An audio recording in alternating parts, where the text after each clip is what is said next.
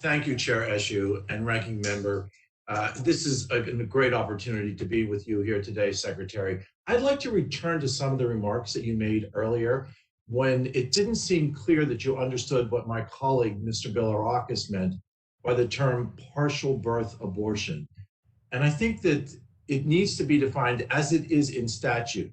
Section 1531 of Title 18 U.S. Code is literally titled partial birth abortions prohibited. Partial birth abortions prohibited.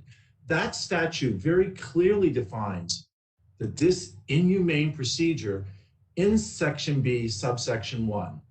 So now with that clarification, could you please recognize that that does exist in statute? And I would ask you, do you agree that this law is correct?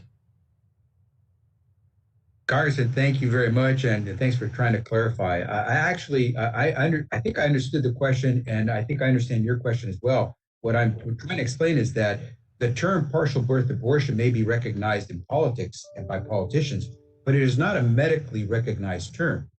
Perhaps if you were to talk about what you probably know as dilation and extraction, which is a procedure used by OBGYNs like my wife to care for a woman who is having a difficult pregnancy, where there's a chance that the fetus will not survive, then we could talk about that.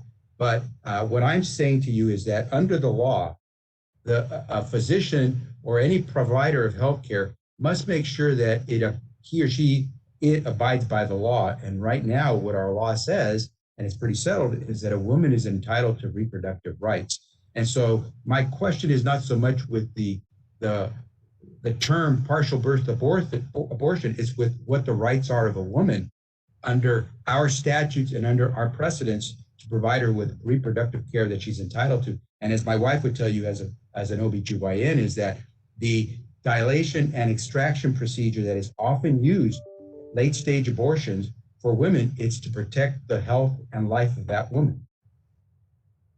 So just for further clarification, partial birth abortions are prohibited right now under current statute, and that is something that you recognize, correct, Mr. Secretary?